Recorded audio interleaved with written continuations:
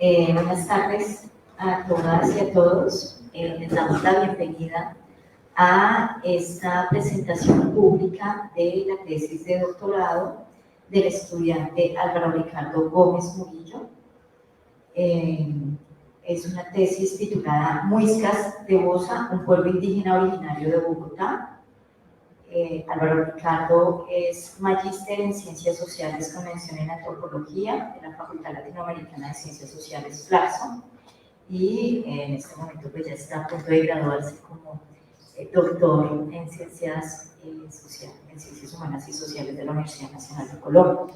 El director de su tesis fue el profesor François Correa Rubio, antropólogo de la Universidad Nacional de Colombia, con diploma de estudios a profundidad en etnología de la Escuela de Altos Estudios en Ciencias Sociales de París, quien ha sido director del Departamento de Antropología y de sus posgrados, vicedecano académico de la Facultad de Ciencias Humanas y miembro del Consejo de la Sede de la Universidad Nacional de Colombia en la sede de Leticia. Para nosotras, pues, siempre es un gusto poder tener este espacio en el que socializamos los trabajos que se hacen en el programa. Y hoy pues escucharemos entonces a Ricardo para que nos cuente sobre la investigación que hizo sobre los muiscas de Bosa. Entonces, bienvenido Ricardo, y la palabra es toda tuya. Bueno, muy buenas tardes para todos y buenas tardes para todas. Voy a hacer una presentación de la investigación que desarrollé allá con los muiscas de Bosa. Y bueno, creo que, pues no siendo más, la idea es como que al final podamos generar algunas preguntas o algunas intervenciones sobre el mismo. Entonces, pues empezaríamos. Muchas gracias.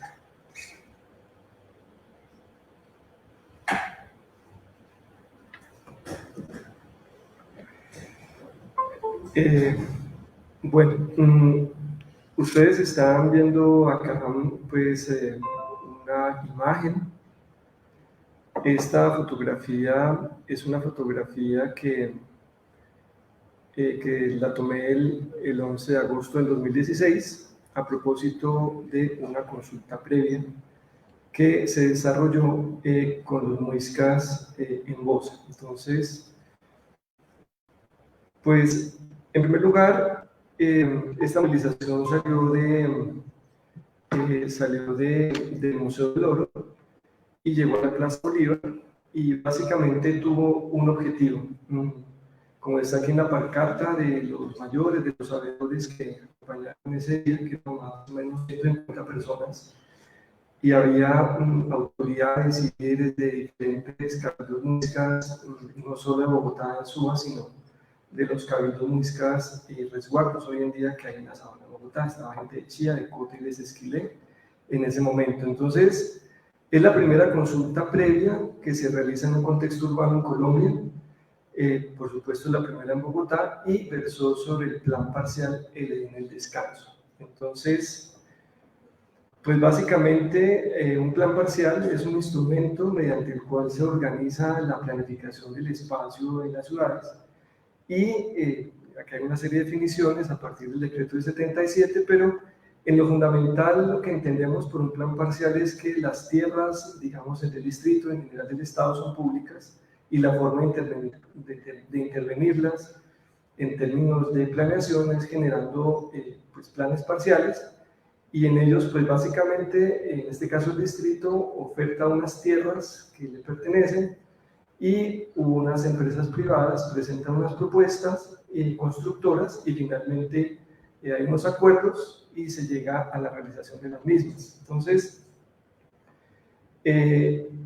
lo que tenemos allá es que los muiscas lo que querían allí en Bosa era básicamente respetar un ecosistema estratégico, cuidar el agua, conformado por diferentes cuerpos de agua humedales que conectan a Bosa con Soacha y con Mosquera, y también pues para protegerlas del impacto que genera la urbanización en la localidad, como veremos en la presentación. Entonces, digamos, la consulta previa inicia en el 2005 con una acción popular que instaura un comunero frente a un plan parcial, el plan parcial Campo Verde, pero nunca obtiene respuesta. El plan parcial Campo Verde se empieza a desarrollar y finalmente pues empiezan entre ellos a organizar lo que puede pasar y llegan a una acción de tutela frente al plan parcial Campo Verde y el descanso. El plan parcial y el descanso fundamentados en el tema de que no hubo una consulta en su territorio para definir pues, lo que pudiera pasar con ellos. Entonces, después de la consulta previa, básicamente se instaura porque el Distrito Capital otorgó una licencia para construir 8.000 viviendas a las constructoras Manval y Bolívar, y básicamente lo que se buscó con este plan era construir 35.000, darle vivienda a 35.000 habitantes de la ciudad en apartamentos de construcción vertical. Entonces, pues efectivamente este proyecto del plan parcial en el descanso surgió por una iniciativa de la SED, de la Secretaría de Educación del distrito, pues porque no tenían en dónde, digamos, en donde recibir a estudiantes de la localidad, porque no hay infraestructura y básicamente porque hay unas condiciones bastante complicadas, digámoslo así, en la localidad. Entonces el plan parcial, el en el descanso, es un plan parcial que cubre un área de 62 hectáreas de la localidad. En efecto, la consulta previa es un derecho de los pueblos indígenas. Esto es ratificado internacionalmente, vigente aquí en Colombia, y básicamente la posibilidad de que los pueblos indígenas puedan definir y decidir, digamos, las afectaciones que las intervenciones por parte del Estado, de la sociedad mayoritaria, tengan sobre lo que ellos desarrollan en sus territorios. Entonces, este es un plano, el plano, esto está en la Secretaría Distrital de Planeación, y vemos el plano inicial y todavía vigente, el plan de descanso, que vemos el río Tupuelo, que en este caso viene de norte hacia el sur. Este es el plano, digamos, oficial, con lo que se inicia el plan parcial. Aquí tenemos ya un detalle, una vista aérea de lo que implica el plan parcial y el descanso. Aquí vemos otra vez el río Tupuelo, que está acá, que se une por acá con el de Bogotá. Tenemos en esta área de acá, digamos, lo que es Bogotá, en el límite, en el intersticio, en el punto liminal entre Soacha y Bogotá. Aquí está Soacha, del otro lado del río, y aquí está el puente allá al sur, el último puente que comunica a Bogotá con Soacha. Y aquí ustedes ven en detalle la unidad de gestión 1, que fue la denominación de las tierras dentro del territorio que logramos recuperar los muiscas de Bosa. Aquí ilustro esta imagen para que ustedes vean, digamos, el impacto de la urbanización sobre la localidad de Bosa. Ya vimos que es el límite de la ciudad. Todos los que están en rojo son planes parciales. Y aquí en la estrella verde aguamarina encontramos al Cabildo Muisca de Bosa y el lugar de vivienda de la mayoría de las familias muiscas que existen allí en la localidad. Entonces, se dan cuenta, están rodeados de planes parciales hasta el momento. Finalmente, ¿de qué se trata? Yo les muestro acá esta imagen para complementar lo anterior. Esta es una vista aérea de Bosa, donde muestra Soacha, Mosquera, el corredor ecológico, y bueno, aquí lo que se ve es el límite de la ciudad. De un lado, pues la construcción de cemento y ladrillo, y por el otro lado, pues las áreas de aprovechamiento para pastos y ganadería, tanto en Mosquera como en Soacha.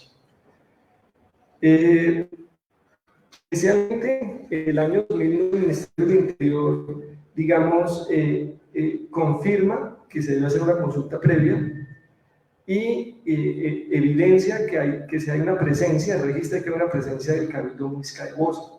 Entonces, el Ministerio del Interior cita a algunos, digamos, funcionarios de algunas secretarías del distrito para reunirse con las autoridades muiscas y hablar sobre el tema.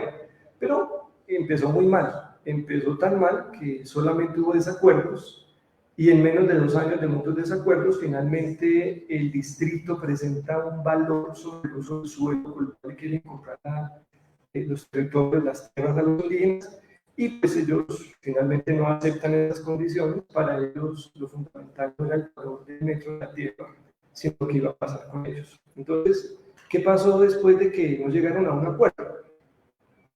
Pues luego de 2 años, en 2014, el Ministerio del Interior entonces convoca una reunión nuevamente, pero las autoridades del distrito y los funcionarios del distrito no asistieron. Entonces la autoridad de Muisca reclamaron a las contrapartes y finalmente, como nunca aparecieron respuestas a las acciones, decidieron imponer una acción de tutela para que por favor el distrito se reuniera con ellos nuevamente. Finalmente, en el 2015, el fallo del Tribunal Administrativo dice que no, es decir, que no hay necesidad de una consulta previa, que eso no es necesario, etc. El expediente sigue a una siguiente instancia, que es el Consejo de Estado, y dice que sí, que efectivamente se vulneran los derechos del pueblo muisca a la consulta previa y que se debe verificar la existencia de los mismos y empezar a hablar de la consulta previa. Entonces, justo la aparición de este fallo del Consejo de Estado tiene que ver con la marcha que vimos en la primera imagen. Esa marcha, digamos, convocó las expectativas de los muiscas en Bosa y de otros pueblos muiscas que llegaron a acompañarlos para hacer visibles su existencia en Bogotá. Esas son las primeras imágenes. Es que no se está viendo la presentación.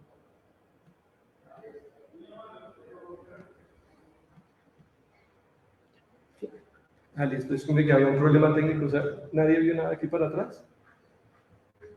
Se quiere completar una presentación. Oh my God. Bueno, cosas técnicas.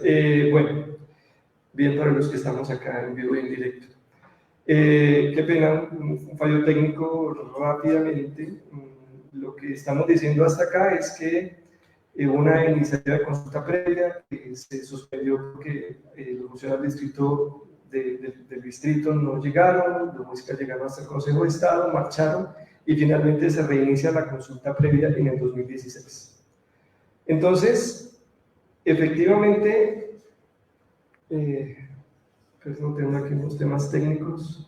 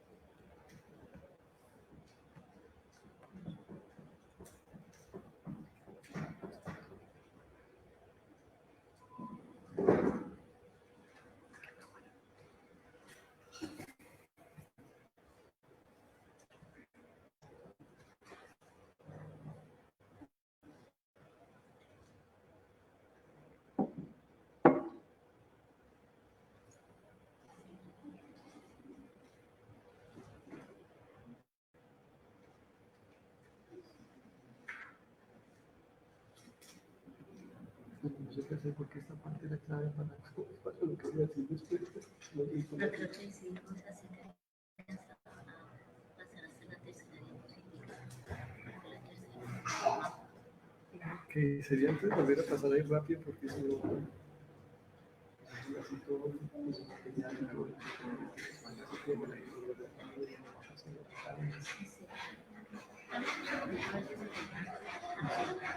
okay.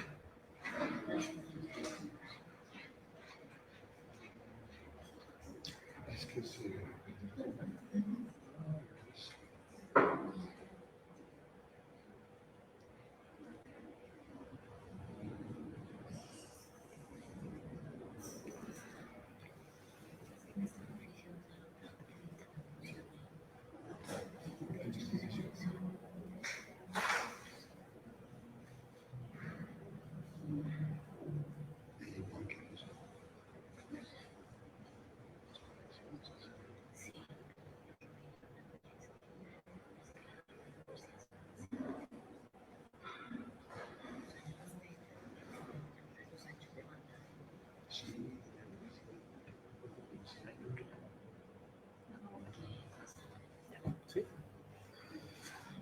Listo.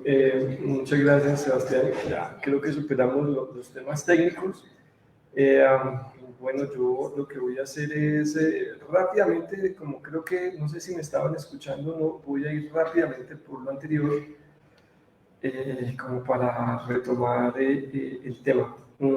Aquí hay dos cosas muy importantes que he mencionado, y básicamente es que lo que fue este plano, que es el plano del plan parcial de ley del descanso, básicamente tiene una expresión en esta fotografía aérea, y lo que vemos acá es que lo que es el plan parcial es fundamentalmente esta área que está en gris acá, y es lo que corresponde al área del plan parcial de 62 hectáreas. Entonces, en esta fotografía lo que podemos ver es básicamente los impactos de la urbanización sobre el territorio Muisca de Bosa. Un acercamiento, un primer plano, el reloj de un juego, está acá, y esta es la unidad de gestión 1, como se denominó en la Secretaría Distrital de Planeación, al área recuperada de territorio recuperado por los Muiscas en Bosa en la consulta previa. Esta imagen lo único que quiere hacer resaltar el impacto de la urbanización en Bogotá, en la localidad de Bosa, y todo lo que está en rojo son planes parciales. En la estrella azul está el Cabildo Muisca de Bosa con las veredas de San José y San Bernardino, el lugar de habitación de los muiscas, de más del 90% de las familias muiscas. Como se dan cuenta con esta imagen, pues solamente hay cemento y ladrillo a los lados. Entonces, esta imagen, una fotografía aérea, gracias a Lorena Rodríguez Gallo, que me compartió esta imagen, que la tomó desde su avión. Ya les comentaré un poquito quién es ella y cuál es la importancia de esta fotografía. Lo cierto es que aquí está Bosa, aquí está Mosquera, Soacha, el corredor ecológico, que es interrumpido por la falta de tener en cuenta en estos modelos de planeación las condiciones de humedad que se registran en el área de tiempos prehispánicos. Continuamos con que inicia una consulta previa en el 2009, en el 2011 se acaba, porque no hay unos acuerdos. El distrito pone unos precios sobre el valor del metro cuadrado de las tierras de los indígenas ahí en Bosa, pero el problema no es el dinero, sino pues qué va a pasar con ellos. Entonces, lo que pasó después de que se levantaron de esa manera es que el Ministerio del Interior los convoca a una reunión nuevamente para cerrar la consulta o mirar cómo avanza por lo menos, pero autoridades del distrito, funcionarios no asistieron, no se excusaron. Entonces los muiscas iniciaron otra vez una tutela para parar el fallo. Finalmente el Tribunal Administrativo Bogotano falló, dice que no hay que volver a eso, que no hay consulta previa, etcétera, y ellos llegan, el expediente llega al Consejo de Estado, que dice que sí, que hay una vulneración de derechos, dice que hay que retomar la consulta previa verificación de que hayan muiscas allá. En efecto, pues sí lo sabía desde hace mucho tiempo, desde siempre dirían ellos, y se retoma la consulta previa nuevamente. Entonces, a esta la llamo la consulta previa recargada. ¿Por qué luego recargada? Pues por los antecedentes que ya vimos. Esta vez sí fue en serio. ¿En serio qué fue? Pues que los muiscas inicialmente, aquí resumí una serie de reivindicaciones muiscas en este triángulo, en donde en las tres aristas se encuentran temas territoriales. Uno de ellos es la ciudad de la Muisca de Iguaque, que ya les muestro qué es, la Casa del Sol y la Luna, un área en tierra rural, pero sobre todo y en el centro, protegiendo el territorio, pues su legado ancestral, su legado étnico y cultural. Entonces, en esta imagen podemos apreciar dos cosas. En la parte de arriba, unos planos construidos con la comunidad, con una empresa, en donde se retoman planos del registro que nos deja Carrasquilla, unos planos que ya aparecen sobre delimitaciones nuevas para establecer la cantidad de agua. Entonces, aquí arriba vemos en amarillo la primera área de resguardo con convenciones actuales entregada a los muiscas en 1500, bueno, a los encomenderos muiscas, de los muiscas en 1550, que ya referimos eso. Este muestra para mostrar en detalle lo que era el área del territorio muisca, en rojo el área del plan parcial, y en verde 12 hectáreas, 12, como está acá, que inicialmente buscaban recuperar los muiscas. Sin embargo, en la finalización de la consulta previa, se llegó a una reducción de 7.42 hectáreas en esa unidad de gestión que vimos atrás, en estas 4 manzanas fundamentalmente y en esta área del dotacional, que es la Casa del Sol y la Luna. Claro, la disminución de las hectáreas obedeció a un tema en particular, y es básicamente la disminución de tierras en la ciudad por lo menos 150 hectáreas de tierras en zona rural que van a ser eventualmente en el páramo de Sumapaz, si hay condiciones de uso del suelo. Pero efectivamente pasamos de 2 hectáreas a una reducción casi de 5 hectáreas, 4.6, en donde básicamente esas 4.6 garantizaron las 150 hectáreas mínimo en área interna rural. Esto fue un punto muy tensionante en la consulta previa. Es decir, hasta este momento esto no iba para ningún lado, íbamos a volver a la consulta anterior. Pero esto le dio posibilidades a la MUISCA de replantearse el asunto y en la posición que ellos tienen de efectivamente llegar a acuerdos con el Estado y en este caso con el distrito, pues se dieron. Y eso significó otras cosas. ¿Qué significó? Significa que efectivamente este es un prospecto de un diseño desarrollado en la Facultad de Artes de la Universidad, no se ha concertado con las comunidades, es una propuesta que se desarrolló dentro del foro Hábitat o no Hábitat con Secretaría de Extensión Distrital de Patrimonio en el año 2020. Entonces, allí se plantearon unos modelos de cuál podría ser esas 4 manzanas. Esta ciudadela o lo que vaya a ser la ciudadela Iguaque, el distrito acordó que iba a realizar la infraestructura, es decir, las vías y lo que se requiera, pero las construcciones como tal deben ser generadas por la comunidad que está mirando cómo conseguir apoyos internacionales y una serie de cosas para poder desarrollar esta iniciativa en el sur. Pero me llama la atención de este plan y es esto, el dotacional que se llama la Casa del Sol y la Luna. El acuerdo de la consulta previa, uno de los acuerdos, es que el distrito se comprometió a realizar la ejecución de esta obra en todas sus dimensiones y están mirando una figura para entregarle al Cabildo Muisca porque pues hay un tema ahí entre el Cabildo y el resguardo que no es claro. El resguardo es en el campo, en la ciudad no se sabe cómo entender el tema de las tierras o los territorios de los muiscas, están mirando figuras como comodato y otras cosas, pero digamos, este es el compromiso del distrito capital. Y en tercer lugar,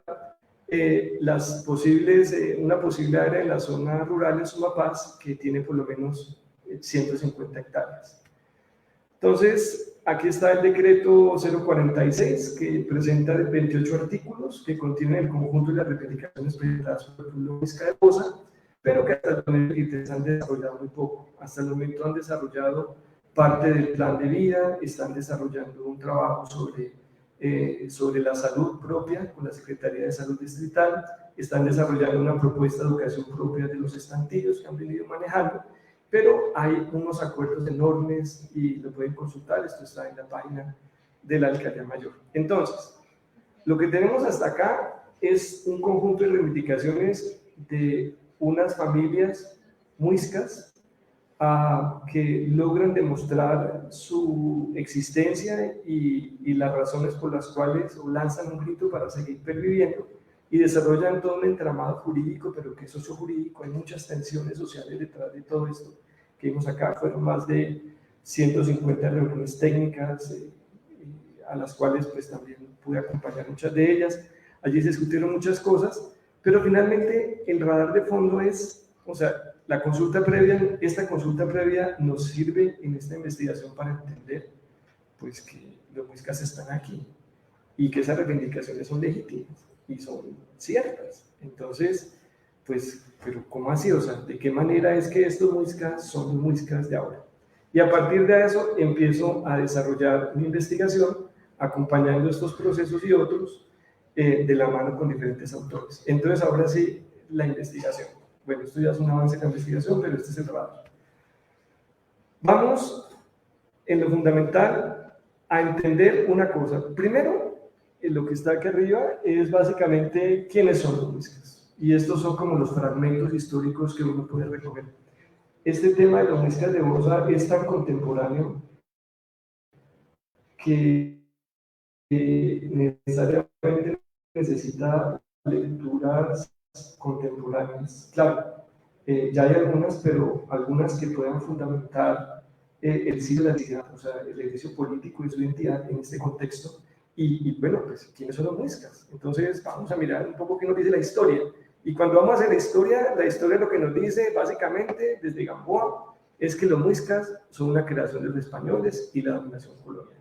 Es decir, que en las primeras descripciones que hacen los cronistas, Jiménez de Quesada, Juan de San Martín y de Lebrija, dicen que eran grupos heterogéneos y autónomos, pero que después se fueron transformando en crónicas, o sea, en los cronistas, las descripciones me sirve como un referente para mostrar otras cosas, y es que, entre otras cosas, y hay varios trabajos que plantean que los muiscas es una invención. Es decir, en las crónicas de Pedro Aguado, de Antonio Medrano, de Pedro Simón, de Lucas de Pedra y de Juan de Castellano se volvieron reinos.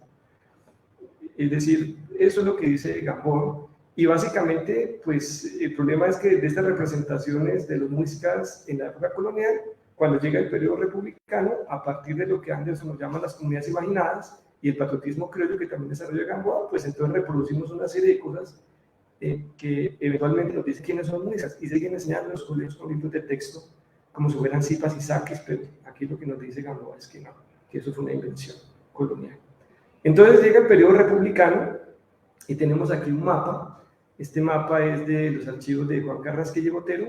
Consultamos con alguna autoridad de muiscas los archivos de la Biblioteca Luis Ángel Arango, fuimos el Archivo General de la Nación, y sobre este entendemos una cosa, que para 1850, particularmente la ley del 22 de junio de 1850, deshace, o más bien, digamos, pone a disposición de las cámaras de la provincia el repartimiento de la adjudicación y la libre enajenación de los resguardos indígenas, en este caso muiscas.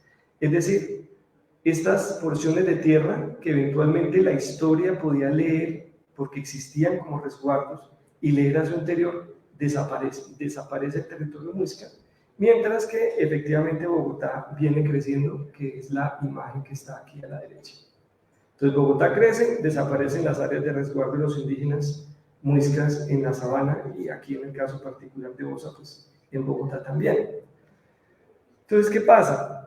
Hay una explicación que también la propone, pues aquí repito un poco el contexto de Gamboa, pero él utiliza la idea del patriotismo criollo, que es una idea que viene desde David Brading, con el orbe indiano, pero básicamente lo que él nos quiere decir es que los descendientes de los conquistadores, los primeros colonizadores, estaban obsesionados por un continuo temor a la desposesión, por la sensación de que habían perdido sus derechos innatos, y básicamente eso hace que en la Nueva Granada se exalte el amor a la patria, basado en la exaltación de un nivel de desarrollo muy importante de la cultura indígena, en este caso los muiscas.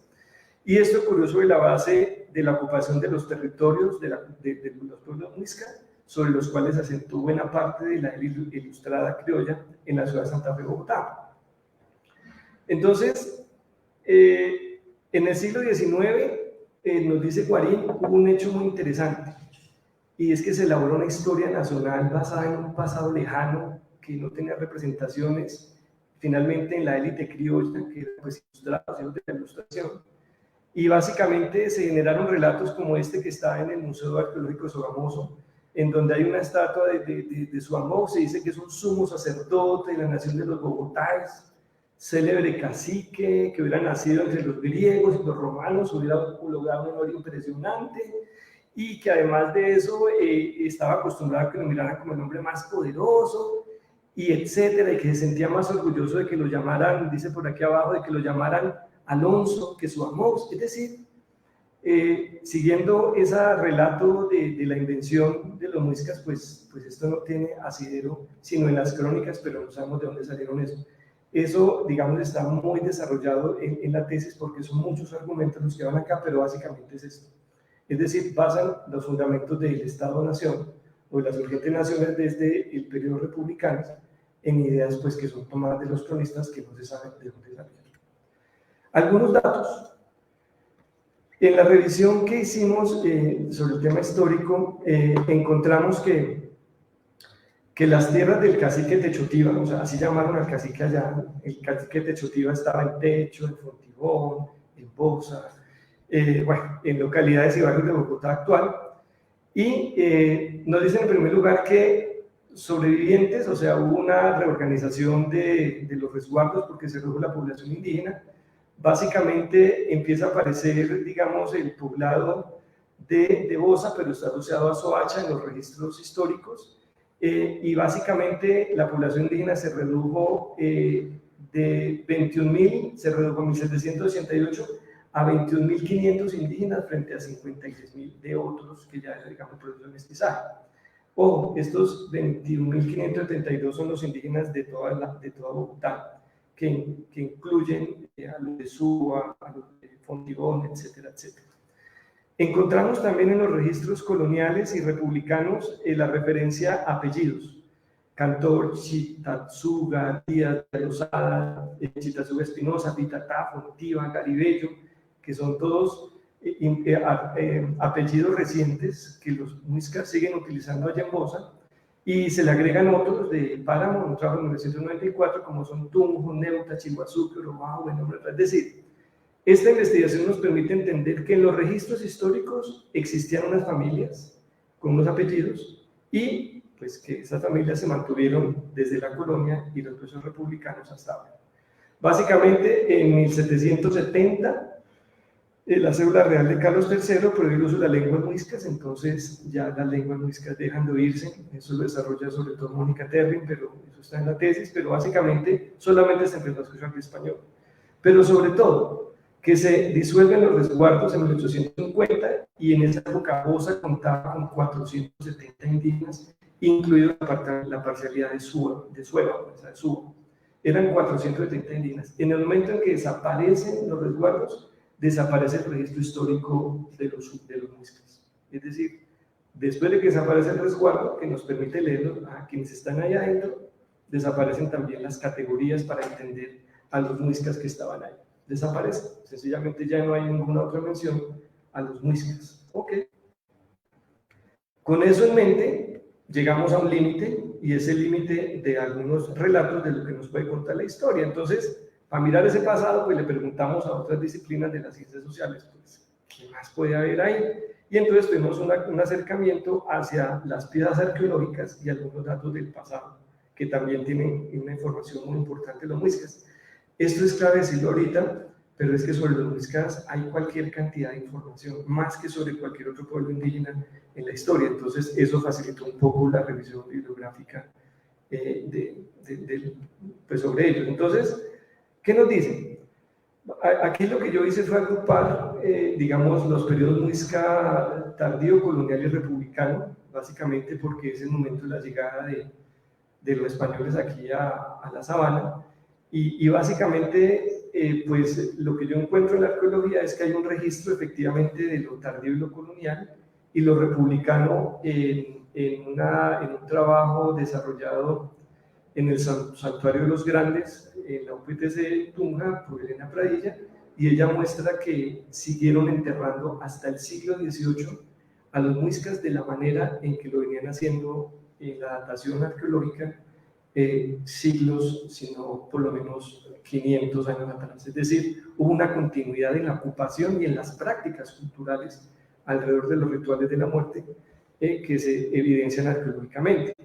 Entonces, básicamente lo que sabemos hasta ahorita es que evidencias de cerámica y arqueológicos muestran una profunda transformación de esas sociedades, de los cazadores recolectores a la cultura herrera, y una construcción agrícola del paisaje muy interesante para el muisco tardío que corresponde a la llegada de los españoles. Entonces, voy a tomar uno de ellos que me pareció muy interesante, encontrando cosas nuevas en este tema, como es el trabajo, por ejemplo, que establece Lorena Rodríguez Gallo, que les mencioné atrás con una imagen compartida de una foto del avión, y son las terrazas de cultivo.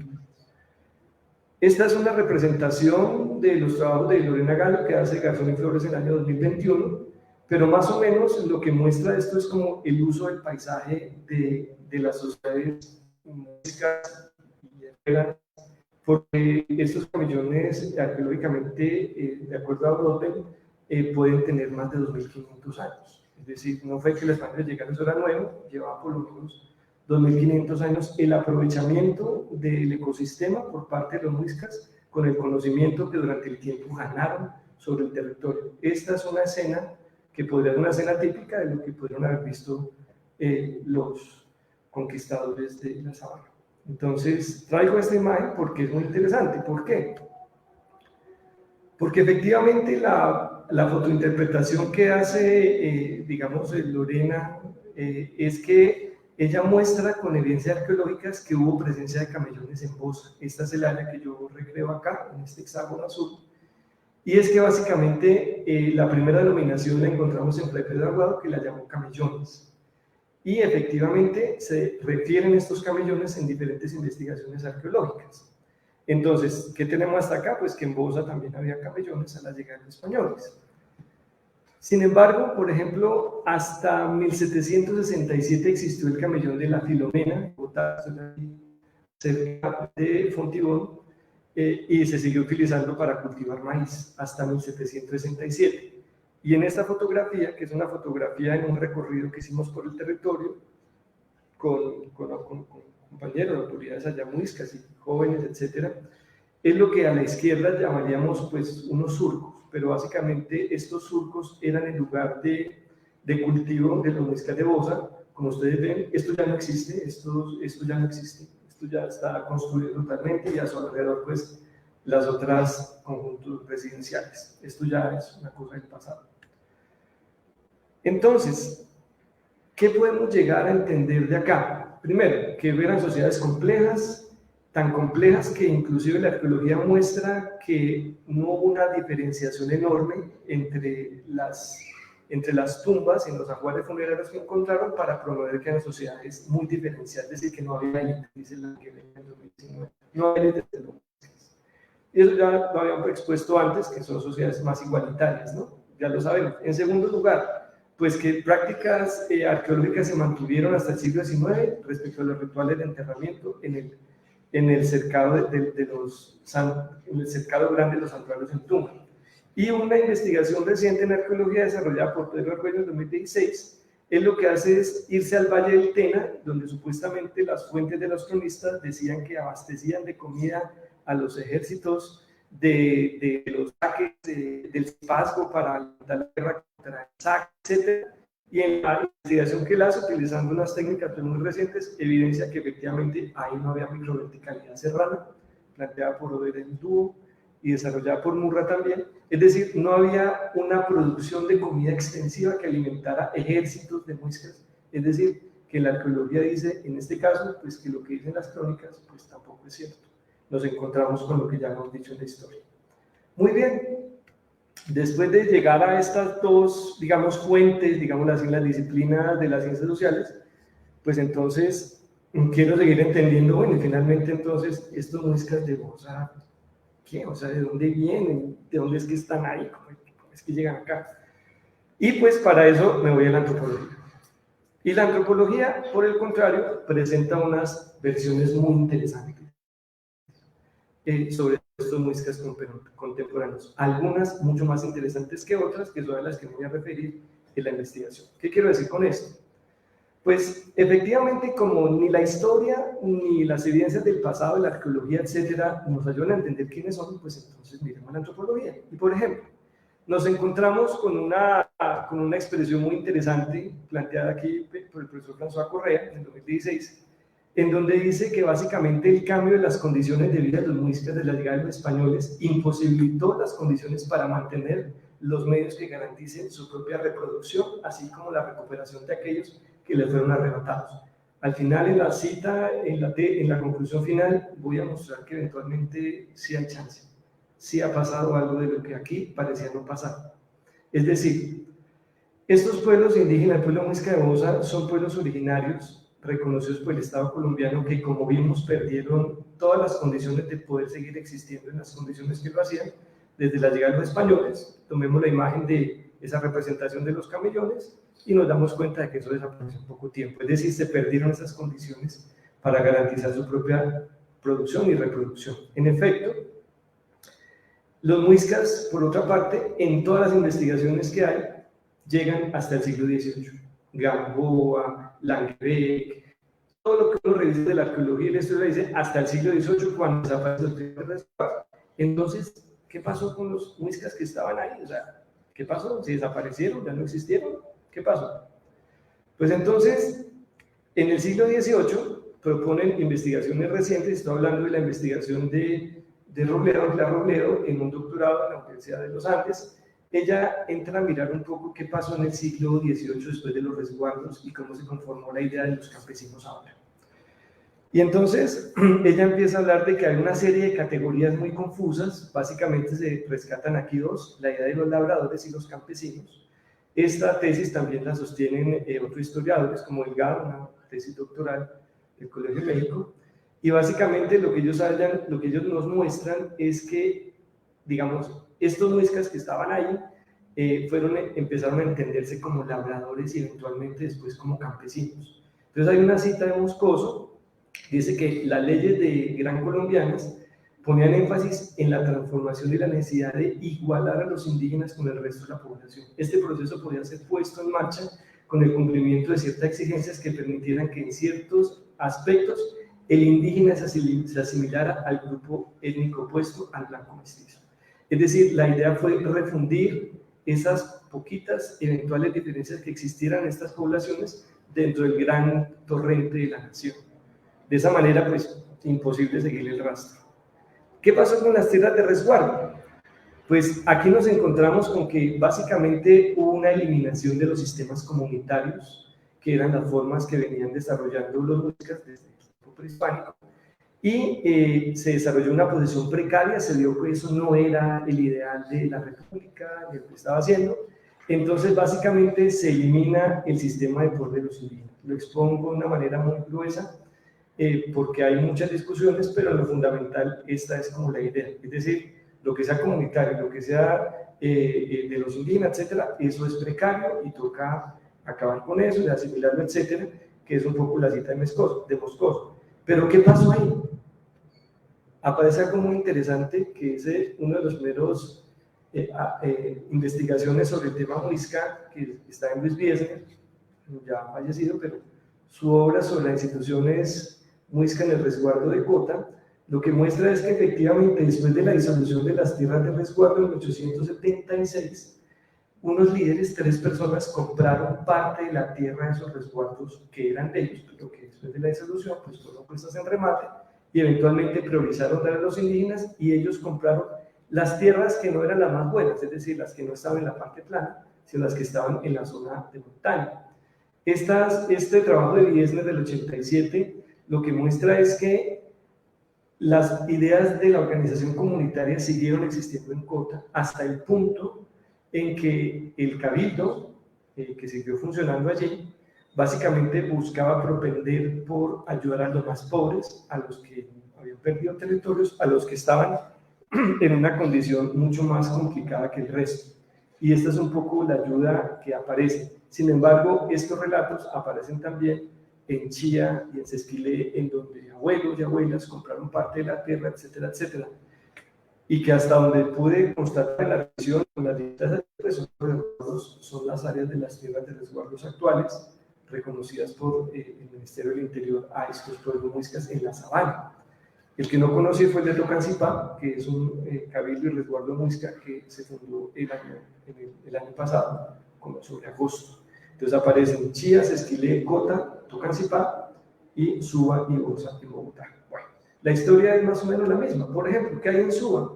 En Suba hay una tesis muy interesante, por allá se publica en el 97, pero tuvo un trabajo de campo mucho anterior, de María Teresa Carrillo, Los Caminos del Agua, y ella hace una serie de etnografías con mayores de diferentes municipios de estos que acabamos de mencionar, no solo en Suba, en Bosa también, en Cota, en Chía, Sesquilé. Y ella lo que muestra es que había en la sabana un montón de representaciones en las familias de esa época que tenían que ver con sus apellidos, y decía que más allá de los apellidos, los apodos siempre han diferenciado en las culturas campesinas a la gente, más que el apellido, es como lo llamamos, el apodo.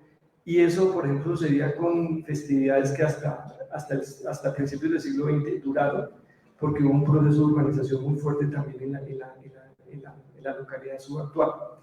Pero además de eso, ella empezó a darse cuenta de que representaciones como serpientes, el piba, los mojanes, estaban vivos en la representación, en la cultura de estas familias con las que ella trabajó.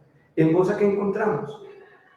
En Bosa encontramos que ellos se autodefinen, que son 3 características que ya están en la Fundación Mera, pero básicamente una de ellas tiene que ver con que la etnicidad de los muiscas tiene que ver con una autoidentificación, y esto se hace a través de un estudio que se entrega al Ministerio del Interior y Justicia para validar que ellos son el cabildo indígena legítimo aquí en Bogotá, si no el primero, porque no sabemos si fue el Inga o el Muisca de Bosa, pero más o menos en el 93 aparece esta autodenominación para Suba, después para los Ingas, pero básicamente cuando aparece en el 99 las autoridades de estos mayores de Bosa en un encuentro que hicieron en Suba en el 99, allí Suba y Chía le dan un espaldarazo a lo que está pasando en Bosa, y esto es parte de los documentos que presenta el Cabildo en su formación ante el Ministerio para ser convalidado en el 99. Entonces, básicamente hay una retroalimentación entre los pueblos muiscas, una autonomía, pero un acompañamiento y un apoyo entre ellos permanente. Finalmente, este autorreconocimiento tiene varias cosas, aquí están en 7 puntos, yo me voy a referir muy rápido, pero sobre todo quiero hablar de la conciencia territorial.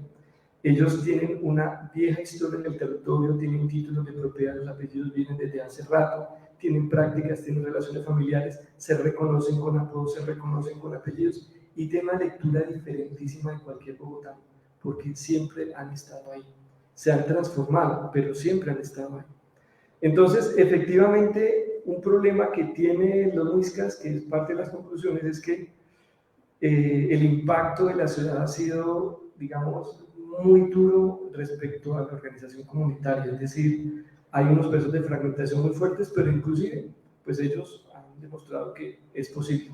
Esto es básicamente lo que define y lo que distingue a un muisca de Bosa frente a cualquier otro muisca del altiplano, que pueden tener cosas en común, pero eventualmente los diferencia de cualquier otra persona que viva en Bosa, de otro bosuno o de cualquier otro bogotano que esté allí.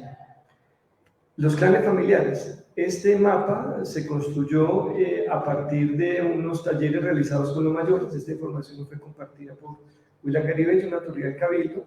Lo que yo hice fue pues graficarlos con un amigo que es geógrafo, entiende esto mejor que yo, pero básicamente lo que encontramos acá es que los clanes, como ellos los llaman, neutas, el clan de los Chihuazuque, el clan de los González, involucra una serie de apodos con la que ellos en realidad se reconocen. Es decir, están los carrumbos, los chicharrones, los caballos, los quimbas, los mochos, los palomos, los aros, los gaticos, los canecos, los gallinos, los chivos, y es la forma en que ellos se reconocen entre ellos, porque son una forma de relacionar el parentesco muy propias, que uno la entendería como clanes también. Pero lo más interesante de esto, ¿quiénes logran descifrar estas redes? Pues los mayores. Los mayores saben quién es hijo de quién, dónde nació, y logran organizar esas redes de parentesco en sus mentes, y eso define quién es quién y a quién pertenece, y quién es de un apodo o quién es del otro. Entonces, finalmente esta, que también es una construcción propia de la investigación, también con acompañamiento y apoyo de ellos, como otros mapas que han estado atrás, es parte de la investigación, nos llevan a mirar la etnicidad muisca. ¿Y qué es la etnicidad muisca? Básicamente, esto es lo que es de la Fundación de Mera, pero ellos lo definen, los muiscas lo definen como que no somos descendientes de los muiscas, o sea, esos muiscas de la historia, de la arqueología, ellos dicen, nosotros no venimos de allá, somos los muiscas contemporáneos. Hemos tenido que usar diversas estratagemas en la evolución de nuestra cultura, y al igual que todos los pueblos hemos cambiado y de cierta forma adaptado a la sociedad mayoritaria. Es decir, la identidad, que sería la etnicidad en este caso para los muiscas, ellos la asumen con que efectivamente fue una idea de ellos en el pasado, pero pues ellos son los de ahorita. Y comprenden que han tenido que cambiar, pues porque hace lo que hacemos todos los seres humanos, pues pervivir. Entonces han tenido que adaptarse a las condiciones y eventualmente transformarse, pero sin perder algunas cosas que los definen desde esa necesidad. Entonces, básicamente, ahí viene otra vez aquí una cita interesante del profesor Correa, del 2005, y es que al tiempo que los muiscas reivindican sus vínculos ancestrales, se reconocen como resultado de las transformaciones que desde tiempos de la colonia les fueron impuestas. Entonces, de esta manera, el conjunto de identidades y la identidad siempre es relacional, es decir, siempre está en relación el uno con el otro, y efectivamente esa identificación étnica se construye en las relaciones, precisamente con otros, que en la sociedad contemporánea son políticas. O sea, la etnicidad tiene un carácter político en su definición para el tema de los muiscas. Entonces estamos hablando de unas nuevas etnicidades. Y entonces aquí encontramos, pues, cómo entender o sea, estos muiscas son muiscas, pero son estos muiscas y no los muiscas que nos contó la historia. Entonces aparece un debate ahí que la gente no sabe cómo interpretar, y en algunos casos han asociado esas identidades con un carácter instrumental. Es algo así como que aparecieron de la nada porque apareció en la Constitución del 91 y entonces aparecieron a reclamar derechos porque les iba muy mal y entonces fin de la historia. Entonces más o menos aparecieron ahí para mejorar su condición, igualdad su condición social. Lo que uno está aquí viendo es otra cosa. Lo que uno está viendo es cómo se han transformado las identidades con base en un pensamiento propio, en un territorio propio que han construido, que es lo que seguimos mirando. Entonces, yo propongo un concepto que es el concepto de etnogénesis. Es un concepto que inicialmente responde a procesos de reivindicación identitaria, que se sitúan más allá de las representaciones esencialistas, socialistas, y incluyen que la identidad étnica es dinámica, mutable, reinventada, que la etnicidad se constituye como una flexible y adaptable a las circunstancias. Consecuentemente, más allá de todo esencialismo, la etnicidad está históricamente determinada. Esta es una investigación de Guillermo Nilo en Argentina y plantea una serie de cosas interesantes. Por ejemplo, pues que los muiscas hasta ahora parece como una invención colonial de muchas cosas que uno diría, pero pareciera que no hubieran cambiado. No han cambiado. La identidad es dinámica. Entonces, Bocará, Guillaume Bocará, él propone una lectura desde Lusinki a los mapuches en Chile. Y básicamente, él tomando a Lusinki, lo que hace es decir que tenemos que reconocer que no son ellos quienes constituyen un problema, o sea, los pueblos indígenas bajo las miradas tradicionales, en este caso, de alguna mirada antropológica de la historia de la arqueología, sino que es nuestra manera de aprender los estudios, los mundos mezclados, las identificaciones múltiples y las constantes metamorfosis. ¿Qué es eso? Básicamente es que el cambio en las categorías de análisis sobre la definición étnica de esas identidades define eventualmente si en esas categorías están o no. Por ejemplo, son muiscas porque hay resguardo, no hay resguardo, no hay muiscas. Pero esa conceptualización no es un problema de los muiscas. Los muiscas siguieron haciendo sus cosas. Es un problema de la academia y de la manera en que nos planteamos las categorías. Por eso el concepto de etnogénesis es muy importante, porque básicamente lo que nos está queriendo decir es que estos procesos requieren una mirada más detallada. Y hoy en día tenemos unas formas de análisis y de comprender los procesos que requieren que estas nuevas identidades también sean leídas desde perspectivas mucho más precisas. Entonces la etnogénesis, digamos, serviría para eso. Ahora, muy bien, eso dejaría por fuera otras cosas, porque básicamente situamos el contexto desde diferentes miradas. Entonces, la memoria dice Maurice Holbach, básicamente es que todas las sociedades se construyen con marcos, que no es posible que una sociedad se estabilice y se fije si no hay marcos. Pero en lo fundamental, lo que Holbach nos dice es que definimos el pasado de acuerdo al presente. Es decir, algo que ya había leído, ya también plantea el profesor Correa, de que la historia no es sino una lectura del pasado, pero del presente. Esto es un poco la idea de Holbach frente al tema de los marcos sociales de la memoria, por ejemplo. Entonces, ¿qué es lo que nos dice? Pues que necesitamos entender esas memorias, porque en esas memorias es en donde aparecen las ideas de las personas que eventualmente han sido rechazadas de antes. Y sobre todo que una memoria, pues es la memoria colectiva que permite entender una lucha por el dominio, el recuerdo y la tradición. Es decir, básicamente nos plantea Legoff, que plantea la memoria, que las luchas por la memoria también son luchas políticas, luchas por decir, aquí estamos y estamos haciendo las cosas que creemos que tenemos que hacer y parece que pues, les está bien. algunas cosas. ¿Esto a dónde va? Yo quiero llevarlos aquí a la memoria en Bosa. Aquí la gente está hablando de unos sabedores que se visten de blanco, que tienen unas casitas que es un bohío. Esta es una ceremonia de cambio y fuego, por eso la foto en la noche, pero me parece muy precisa por la alta hora en la que estamos trabajando a esa hora. Pero básicamente la memoria histórica de la ciudad no reconoce los legados culturales inscritos por los pueblos indígenas, en este caso de Bosa. Es decir, los descendientes de los primeros pobladores muiscas que pudieron estar en el lugar no lograron eso. Ahora, 500 y punta años después, efectivamente los muiscas de Bosa han logrado salir, visibilizar que están en la ciudad. Visibilizar por sus propios medios, por sus propias luchas, que nosotros los de la academia pues tratamos de entender de alguna forma con lo que tenemos encima. Entonces ellos hablan desde esa memoria de un retorno de los canastos. Y es una cosa rarísima porque revisando el trabajo, por ejemplo, de Patrick Morales sobre los cancuamos, ellos allá tienen una historia muy interesante, y es que los cogis hablan de que el conocimiento retornó a los cogis, hoy en día los ve con sus poporos, pero los poporos les fueron entregados, o sea, llegaron a los cogis porque algunos cogis antiguos vieron que llegaban los capuchinos y entonces entregaron a otros pueblos los poporos para que algún día, pues que subieran las cosas mejor, volvieran a ellos. Y eso lo referencia a Morales, y tiene unas citas históricas y de archivo que él encuentra donde sí hay un escrito de esa época para mostrar que efectivamente los cogis le entregaron a los cacuamos los poporos, y entonces ahora vuelven a ellos y eso lo llaman el retorno del conocimiento. Ok, hay comunicaciones entre los pueblos indígenas en Colombia independientemente de la academia, es decir, los pueblos son vivos, se mueven, tienen relaciones, y pues parte de esos intercambios es que pues a los muiscas llega la idea de que aquí lo que hay es un retorno, el retorno, pero no el conocimiento, sino el retorno de los canastos.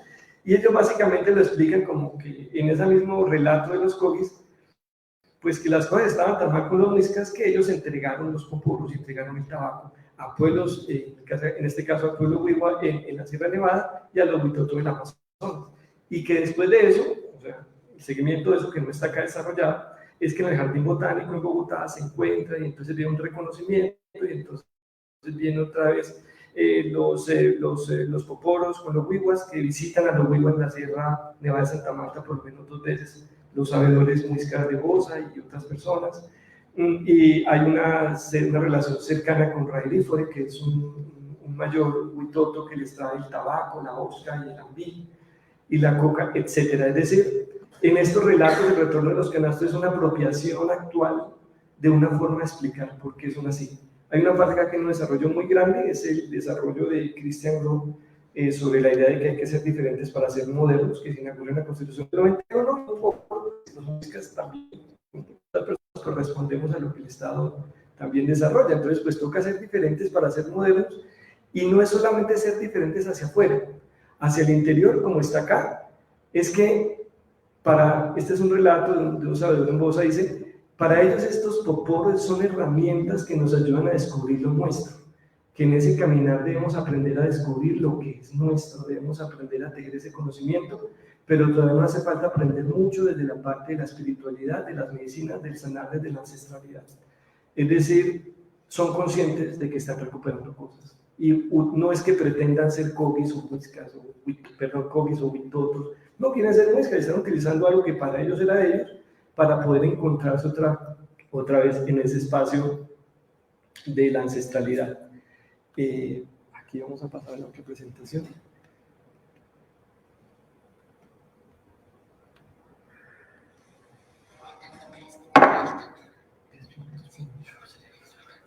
¿Sí estamos bien? Sí, ya 10 minuticos ya. El plata de hacer unos 5, listo. Ok.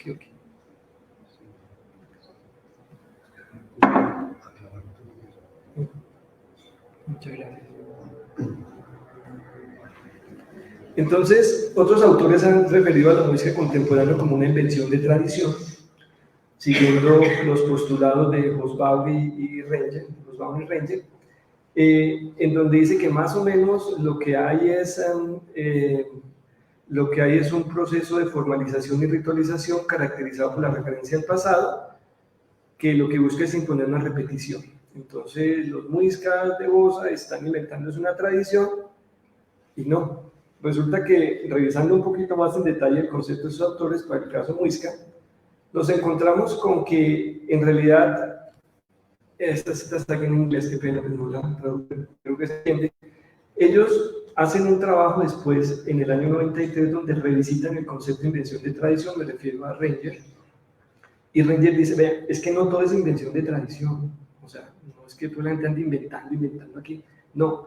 La invención de tradición fue un concepto que utilizaron para explicar un poco la expansión de los estados nacionales, algunas formas colonialistas en donde aparecen unas respuestas. Entonces, lo que están haciendo los muiscas de Bosa no es una invención de tradición, están utilizando la memoria para poder resignificar los sentidos de lo que ellos están haciendo. Por ejemplo, esta es la balsa muisca, la balsa de Pasca que está en el Museo del Oro. Aquí ya hay una referencia de Londoño y otros. Aquí lo que uno ve son poporos, o por lo menos así está escrito. Aquí está, dice, algunos portan poporos. Los del frente llevan 2 máscaras de jaguar y maracas de chamán en sus manos, etcétera, etcétera. ¿Qué es lo que quiere decir? O sea, que por lo menos parece que aquí los muiscas también tenían poporo. Es decir, o sea, ahorita el poporo está en ellos. No sé, tal vez esto no tenga nada que ver, pero lo que sí quiere decir es que pues no es tan raro, ni se están inventando nada, están volviendo cosas en su relato sobre los canastos. Entonces, pues el pensamiento de los saberes del Cosmui pues apunta hacia otra cosa. Es decir, estas referencias nos servirían como indicadores, pero tal vez no signifiquen nada, sino el valor que ellos les dan en sus afirmaciones ahora. Finalmente, ellos dicen, nosotros no reconocemos el trabajo espiritual porque la espiritualidad para nosotros venía desde la Iglesia Católica, entonces reconocer otra forma de ser o de espiritualidad no era tan fácil, a muchos nos ha costado entender eso, pero sobre todo que una cosa no choca con la otra. Esta fue otra entrevista y básicamente al final pues son herramientas que les ayudan a entender lo que es propio. Aquí abajo vemos el cierre de la consulta previa, en donde está uno de los sabedores, pues con su poporo, con su ambiente, pues acompañando el proceso. Están ahí. Los lugares de la memoria en Bosa han desaparecido casi todos por la urbanización o la periurbanización, como llamada por Valencia. Una investigación muy detallada sobre cómo la ciudad se expande sobre los límites y cómo se transforma el espacio allí a través de acciones como los POT y los planes parciales. Pero básicamente hay algunos, este es un relato de un mayor que nos cuenta que en otra época él recuerda que allá había tesoro escondido y entonces volvemos otra vez a María Teresa Carrillo y básicamente nos muestran que sí, que hay unas gallinas y que hay unos bueyes. Son memorias como esta que desapareció de Bosa. Esta es la capilla de Bosa, y esta capilla doctrinera existió por lo menos desde como 1600 pasaditos, porque además hubo la iglesia de Bosa que todavía existe. Esta capilla doctrinera de un momento a otro, en el 2015, en el 2015, pasaron unas máquinas y las tumbaron y ya se acabó. Eso es lo que se necesita para tener la tierra despejada, para construir, pensaría uno, pero desaparecer. Siguen en la memoria. Hay otros acá que no relatan, por ejemplo el sumidero, que era cuando antes de urbanizar la ciudad y tener alcantarillas llegaban los muertos del río Bogotá en la época de la violencia, y como ellos los recogían y ponían una cruz por cada uno de ellos en los lugares donde los sacaban, es decir, son lugares de la memoria de los muiscas. Entonces, este es un mapa, finalmente, un mapa que muestra 2 cosas. Una, en el área azul, el lugar donde están aquí abajo. Este mapa es una reconstrucción del último mapa de 1900, de la colección que ya mencioné, y busca puntos de referenciación, buscó más de 600 puntos con coordenadas para establecer los límites y poder montar el mapa colonial y republicano sobre el territorio actual de Bogotá. Todo esto era muisca, pero los resguardos iban en esta zona que se ve destacar. Y esta zona en verde, particularmente destacada, responde a una área aproximada de 7 hectáreas, que son las veredas de San José y San Bernardino, que eran rurales. Cuando desaparecen desde la historia, los pueblos de indios y desaparecen los resguardos, se vuelven parroquias. La parroquia San Bernardino existió hasta que en 1954 el general Rojas Pinilla involucró, siguiendo a Le Corbusier, la idea del plan piloto de Bogotá, y entonces involucró a todas estas localidades dentro del distrito metropolitano de la época. ¿Esto dónde va? Ellos tienen una palabra que me parece muy clara: la ciudad se nos vino encima, que es lo que ellos dicen, y uno puede que sí. Anexión a Bogotá en 1954, POT del 2004 acaba con las áreas de tierras rurales de Bogotá, las convierte en tierras urbanizables, que es lo que pasó en estas veredas de San José y San Bernardino, que ha sido el lugar donde siempre han estado las familias. Hay una contaminación enorme del río Tunjuelo, que antes era lugar de pesca y de riesgo y de riego para sembradíos y de recreación. Se contaminan enormemente por excavación, además está cerca de una Juana, es decir, es un agua muy contaminada. Es una localidad muy contaminada, con la menor zona verde de la capital, con un alto nivel de urbanización y periurbanización, y con altos niveles de delincuencia y inseguridad. Existe una pérdida comunitaria sobre modelos individualistas. Entonces, la reconstrucción étnica que ellos plantean es una forma de enfrentar la pérdida de tradiciones dentro de su comunidad. Y se espera que los resultados de la consulta previa, expresados en el decreto 046 del 2022, les dan una posibilidad para no desaparecer ante el avance de la ciudad. Esto es lo que un poco vamos a plantear frente al tema de no disolverse en una modernidad en que están luchando en la dirección contraria, están buscando es cómo unificarse, consolidarse con sus tradiciones y con sus familias y con sus memorias y con los lugares que ellos habitan permanentemente. ¿A dónde voy con esto? A responderle a una intervención que hace el profesor François en el 2016, con la que inicié la presentación, y es que la etnogénesis muisca es una forma de comprender que la reducción de la identidad no es solamente una noción instrumental para que los muiscas alcancen derechos presuntamente concedidos por el Estado. Eso es errado. La etnogénesis también está en la misma dirección.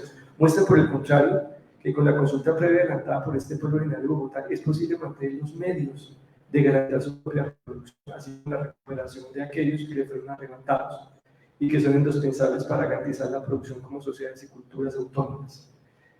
Tienen la posibilidad, pero no es fácil. Pero hasta ahora este pueblo, que hace parte de uno más grande, que es el Muisca, que involucra muchos otros resguardos o cabildos, se encuentra seriamente decidido en un proceso de reconstrucción étnica y cultural. Y esta es por lo menos una oportunidad de pervivir, en donde desde la academia seguramente podemos aportar. Muchas gracias a todos y a todas acá, un enorme gente a los que quiero agradecer infinito.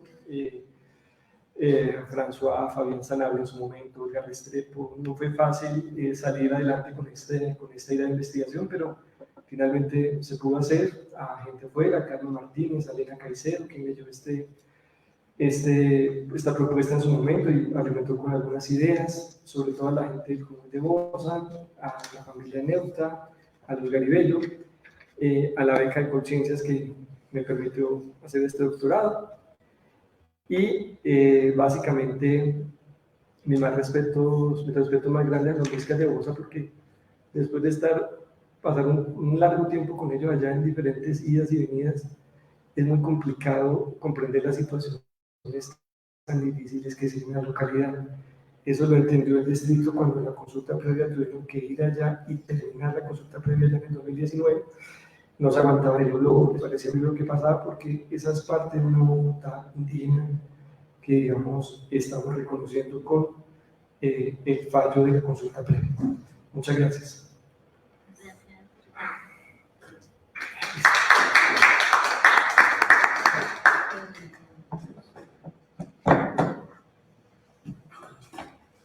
Hemos invitado a esta presentación también al profesor François Correa, director de la investigación, para que puedan también compartirnos algunos comentarios y consideraciones respecto al trabajo realizado por Ricardo.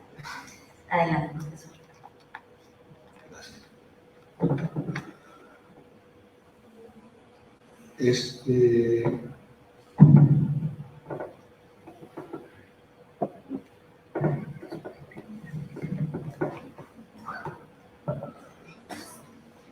Voy a hacer solamente unos comentarios breves frente a la radicalidad de la exposición de Ricardo, que me parece que hay que matizar, sobre todo metodológicamente,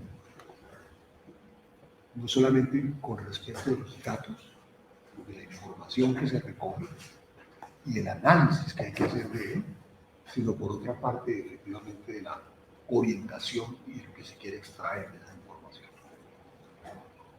En primer lugar, lo que tenemos que considerar es que la situación de los pueblos indígenas en Colombia es una situación bastante complicada.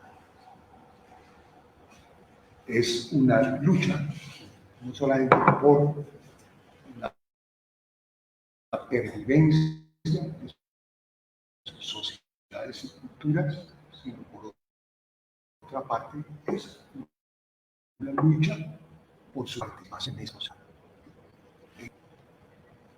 Eso ha costado un prolongado camino al movimiento indígena que ya lleva más de un siglo,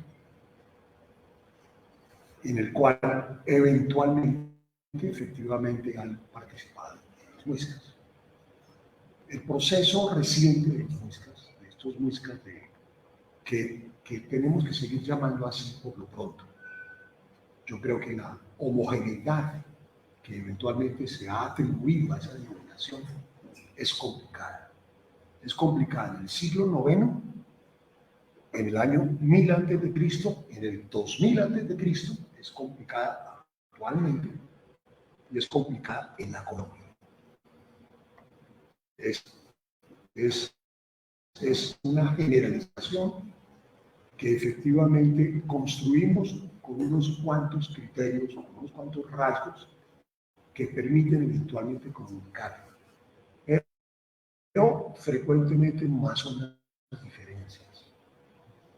Es decir, tenemos diferencias entre lo que ocurre incluso en la sabana de Bogotá, entre lo que ocurre hoy en día en sedes muy distintas, con referencia justamente a eso que se entiende por etnicidad, o bien por participación, reconocimiento estructural y participación en estos. Ese es el lugar en donde se ubica la tesis de Ricardo. Ricardo buscó discutir justamente, no meramente dar un recuento de lo que pasa con la consulta previa reciente. Ustedes oyeron, arranca en 2005 la primera, luego unos pocos años después, efectivamente, se inicia la que finalmente terminó de una forma reconocer algunas reivindicaciones que plantearon las gentes que se consideran muiscas de su de Osa. Esa aclaración, me recargué más en la otra aclaración, es aquellos que se consideran muiscas. Eso sucede frecuentemente, no encontramos diferencias hoy en día socioculturales entre miembros de las veredas vecinas o de las regiones, en las zonas vecinas, no. Lo único que encontramos es unos se reconocen como muiscas y otros no, pero eventualmente efectivamente tienen elementos compartidos. Claro, originalmente han recorrido una historia muy similar. Eso plantea una dificultad enorme, una dificultad justamente en términos no solamente, digámoslo así, académicos, y hay una enorme discusión con respecto no meramente a la identidad de los muiscas, sino al concepto que permite, o la categoría que permite definir un pueblo indígena. Y apelo a esa categoría que es de la OIT. Es una categoría jurídico-política que eventualmente bebe eventualmente de la academia, pero efectivamente también tiene algunas dificultades que ellos mismos advirtieron. Esas diferencias efectivamente aparecen actualmente entre ellos. No solamente académicas, sino efectivamente el Estado. El Estado ha tenido enormes dificultades, ha utilizado la noción de, a partir de la independencia, naciones, parcialidades, etcétera, etcétera. Ha usado también distintas nociones. Recientemente, entre otras, ha adoptado nociones que aparentemente vienen de la antropología o de la sociología, como por ejemplo es etnias, incluso otras más circunspectas, efectivamente, que han sido empleadas. De manera que la primera dificultad que tenemos es no tanto solamente con quién estamos hablando, quiénes son los Muiscas. No solamente tenemos la dificultad de con quién estamos hablando, sino de la forma como efectivamente estamos leyendo, estamos comprendiendo, con quién estamos conversando. La forma y las categorías que empleamos. Esta combinación adicionalmente está matizada, ya lo he dicho, históricamente. Es distinto efectivamente lo que ocurre en nuestras definiciones de lo que entendemos por Muiscas en el siglo XVI de lo que ocurre en el siglo XVII. Es previsible que haya habido una serie de cambios históricos que efectivamente hayan llevado a transformaciones muy importantes.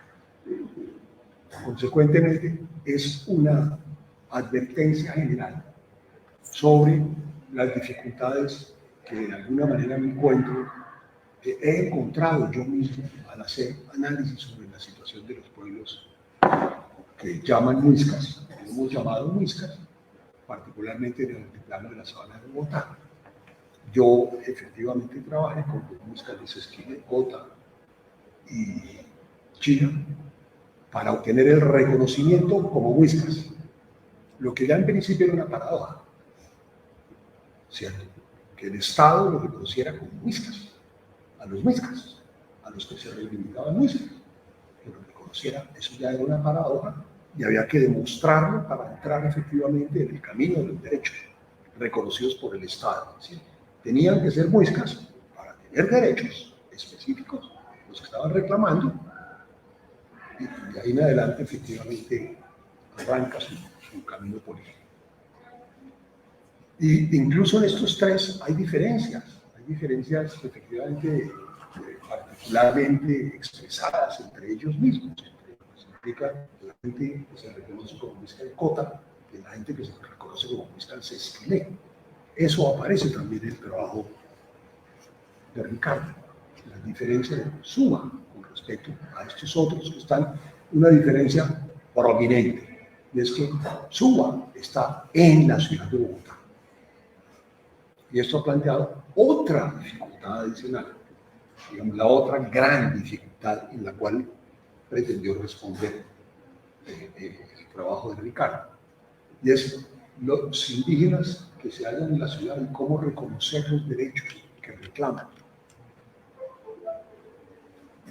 Efectivamente, es indudable que hay una asociación muy frecuente de que los indígenas son regularmente poblaciones rurales. Cuando ellos vienen a la ciudad por las distintas razones, entre ellas por el desplazamiento ocasionado por el conflicto armado,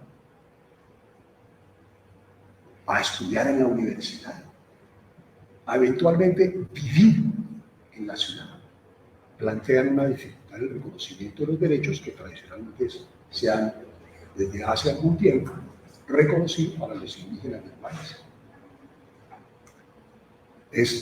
Uno de ellos, por ejemplo, es evidente, y es, no obstante, la insistencia de Ricardo sobre la inscripción de la identidad en el territorio, justamente el territorio de los Muiscas de la ciudad. ¿Qué estamos entendiendo por territorio? ¿Qué están entendiendo ellos por territorio, ellos mismos?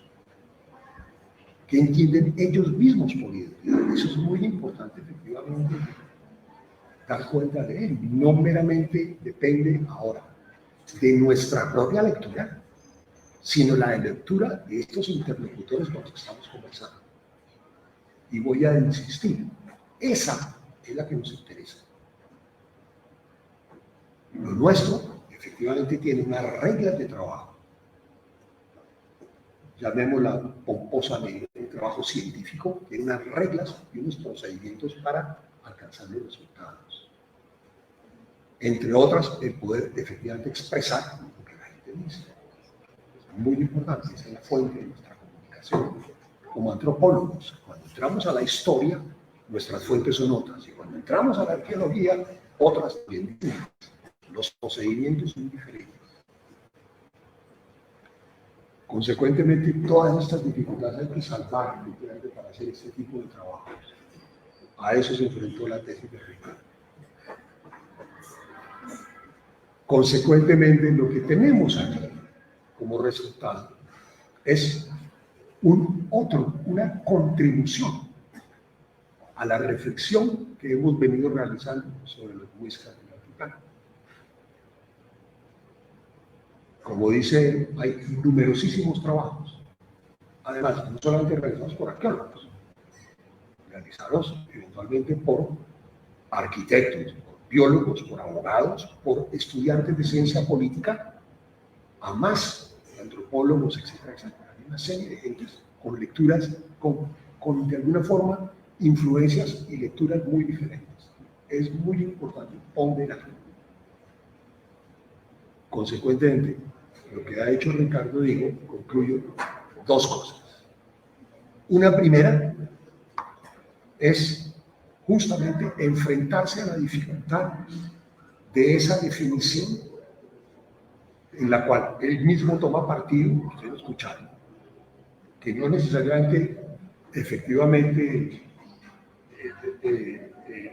es otra posición, es una posición otra, no es la posición, tenemos varias, entre otras la mía misma, no necesariamente es coincidente con la suya, por un lado, pero por otro lado damos cuenta efectivamente de la dificultad del procedimiento, de la lucha que ha dado la gente de Suma para alcanzar efectivamente un resultado que con algunas reivindicaciones ha alcanzado, no las que, es más, durante el procedimiento de la consulta previa, las reivindicaciones de la consulta previa se respetaron algunas de las que propusieron, no todas. Algunas de ellas, entre otras, buscaron alternativas. No tenemos territorio, vamos a hacer, etcétera, ¿cierto? Hay algunas de las reivindicaciones que se han respondido, no todas.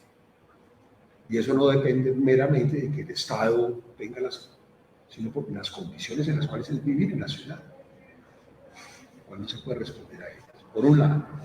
Pero por otra, también nos muestra algo muy interesante. Esa es una enseñanza para nuestra sociedad. Y es justamente como un sector de la sociedad, un sector que habita en la sociedad, construye un proceso político justamente para transformar las situaciones en las cuales vive dentro de la ciudad. Y en ese caso, efectivamente, nos da un excelente ejemplo. No solamente se trata de los procedimientos que eventualmente son expeditos para pueblos indígenas, sino por otra parte que efectivamente tienen que apelar, que apelan todos los movimientos sociales. Si no fuera por las movilizaciones que han realizado los muiscas, efectivamente esto no tan sencillamente hubiera sido seguramente respondido por la administración de la ciudad. De hecho, tienen 20, 25 años desde que reconocieron a los muiscas de Suba, 1999. Tienen relativamente poco tiempo. Pero por otra parte, no solamente efectivamente la transformación de la participación de la participación de la gente en la ciudad, sino que intervienen además una serie de criterios que efectivamente de alguna manera nos acercan enormemente a la antropología, criterios ecológicos, criterios culturales, criterios políticos, etc., que intervienen en el procedimiento del ordenamiento de la ciudad. Otra serie de elementos, eventualmente se los llama espirituales, cosmogónicos, como visión, unas lecturas aparentemente sorprendentes de cómo ordenar la reconstrucción de la ciudad a través de los calendarios, ¿cierto? Exacto, una serie de elementos. A mí me parece que esas dos enseñanzas son muy importantes, pero no podemos olvidar efectivamente eso. Yo efectivamente haría una lectura más ponderada en este momento del texto de Ricardo.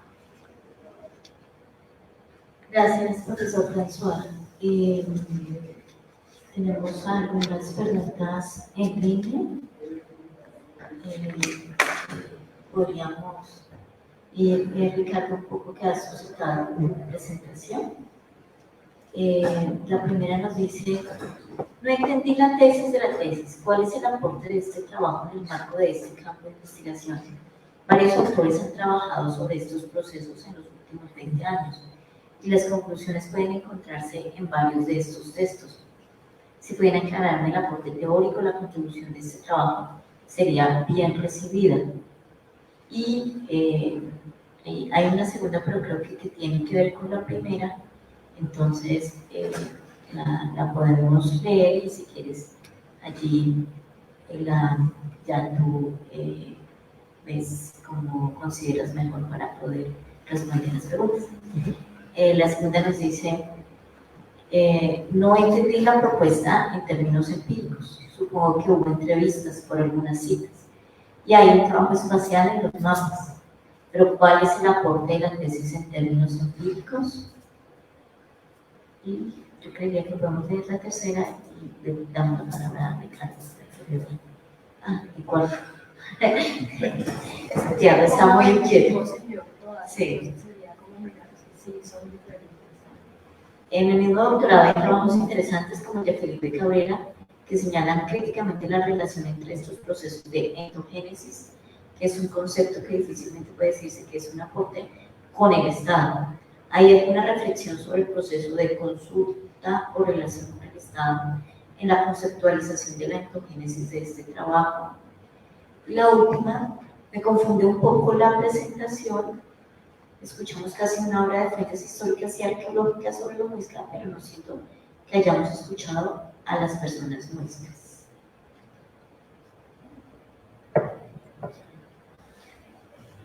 Y está, ¿pues es un comentario? No pregunto. Se asume la intención de la tradición como la cultura o la identidad misma.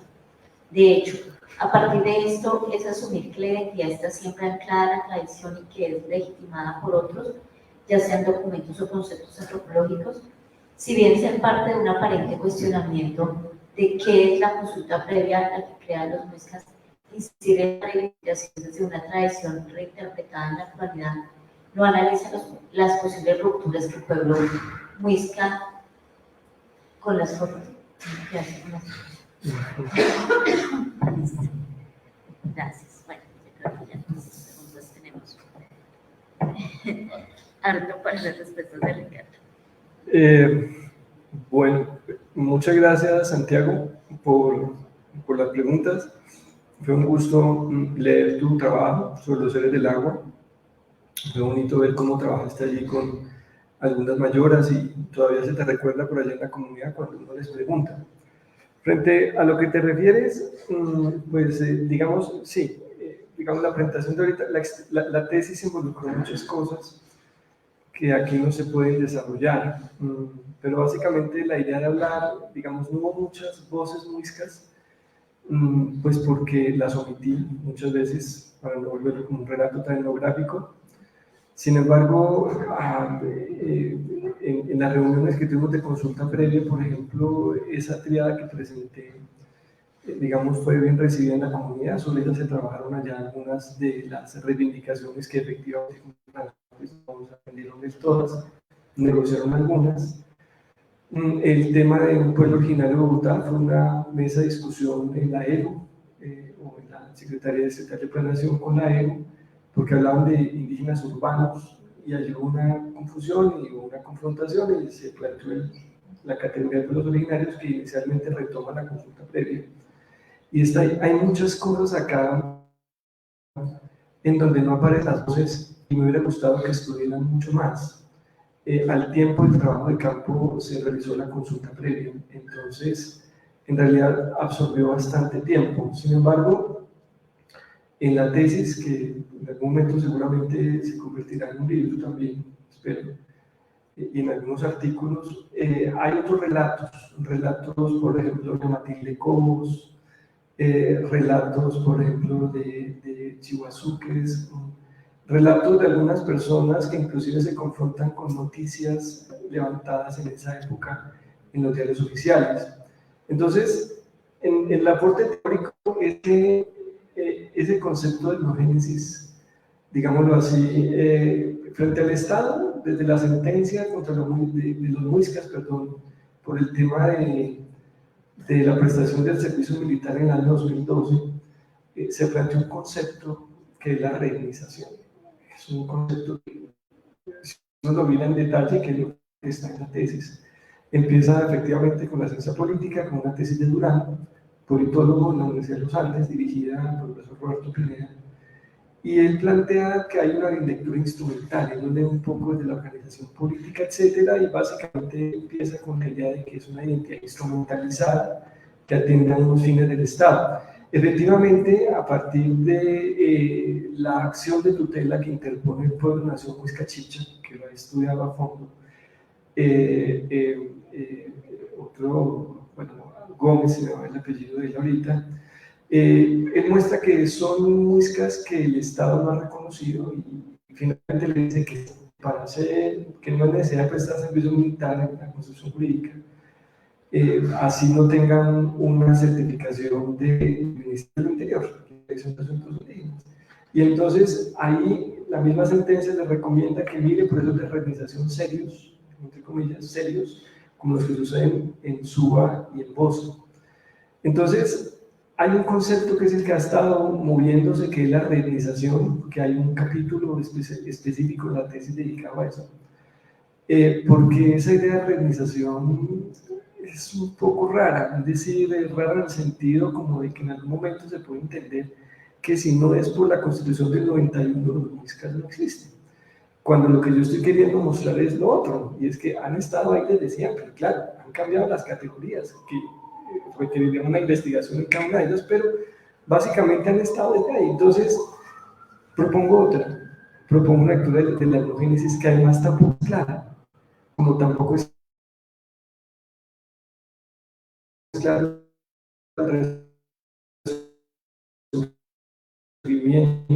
revitalización, la reorganización, etc. O sea, un aporte teórico tendría que ver con querer comprender estos procesos como etnogénesis en las condiciones en que autores como Bucará, siguiendo a Lucinque, pero también Luna y otros, porque lo han utilizado también sobre sus sociedades afro.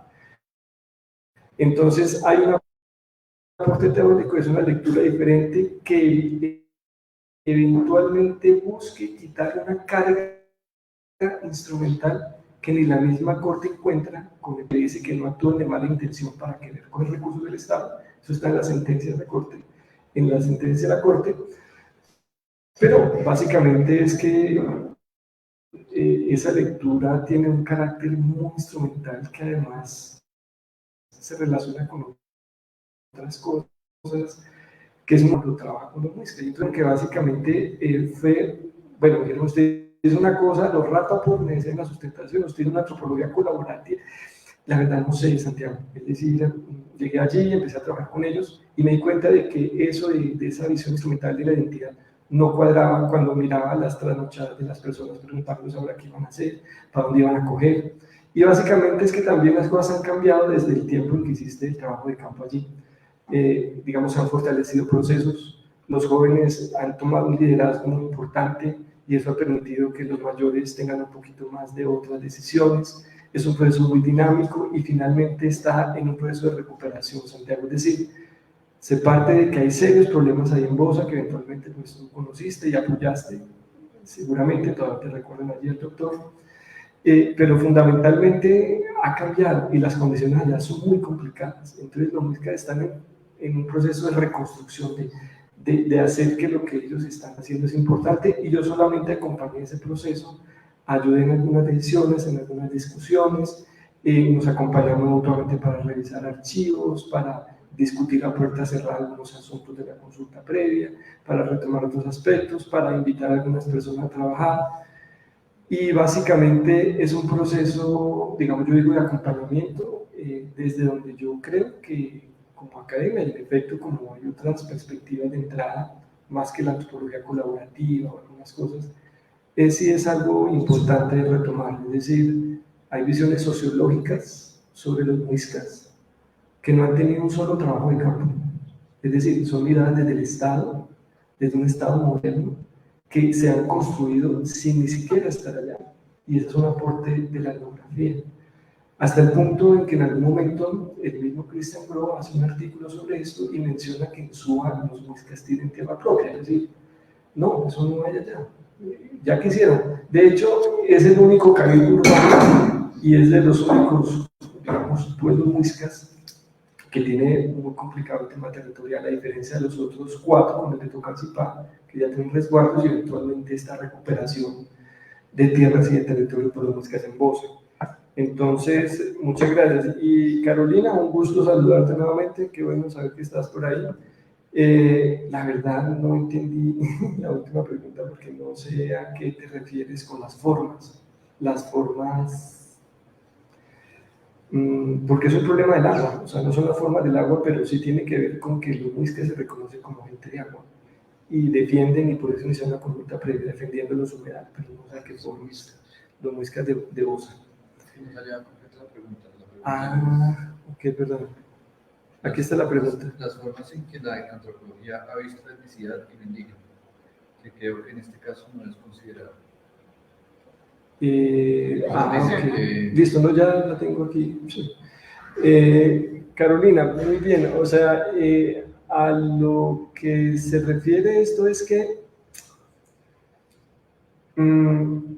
ya hay unos trabajos, o sea, la identidad es un tema que, como decía François alguna vez, cada autor tiene su idea de la identidad, así que, digamos, si uno hiciera un recorrido de cada uno de ellos, se encontraría con un montón de cosas, pero eventualmente, cuando se trata de lo étnico, se habla de una identidad que recoge unas particularidades que son definidas por las personas que se asumen dependiendo de esa condición étnica que es su etnicidad. Entonces, efectivamente, en algunos casos, que es la discusión con el tema instrumental y con el tema de la etnogénesis, es que, digamos, el hecho de que como en la academia de la antropología o de cualquier otra disciplina, porque hay muchas disciplinas hablando de este tema, no tuviéramos la claridad de qué pasaba con se reconocen muiscas o con a quienes llamamos muiscas en esa época, qué pasó con ellos, ni idea. Porque esa no era la pregunta, esa pregunta la podemos hacer hoy en día, porque las condiciones también han cambiado, es decir, también es una definición que no es esencialista, es histórica. Y en ese sentido, las categorías históricas aquí han tenido un énfasis que yo le da, porque es como lo puedo entender, y es que es una afirmación política de la identidad, es decir, la etnicidad no es solamente una identidad. Y este es un rollo todavía más complicado, porque aquí en Colombia se tomó el tema de los derechos, desde una lectura de Francia, donde hablaron de los derechos diferenciados, etcétera, y aquí la categoría de discapacidad, etcétera, funciona por la categoría donde están los indígenas, es decir, los diversos, los diferentes, también son los muiscas, pero también en la población LGBTI, pero también son los derechos de la mujer, pero también son otras cosas, es decir, hay un contexto ahí infinito, y yo creo que los aportes de François sobre lo étnico, sobre inclusive discusiones como la de Carmen Martínez sobre quién define lo indígena, sobre la tesis sobre el indiómetro en Colombia y quién define lo indígena en Colombia, son vigentes todavía. Este es un pequeño aporte. Muchas gracias. Yo creo que ya dejamos, ya se nos dijo. Bueno, muchas gracias por acompañarnos, muchas gracias a Ricardo por presentarnos su trabajo, a François por sus comentarios, y bueno, ahí nos seguiremos encontrando en próximas socializaciones de investigaciones. Sí, muchas gracias. Muchas gracias. Universidad Nacional de Colombia, proyecto cultural, científico y colectivo de Nación.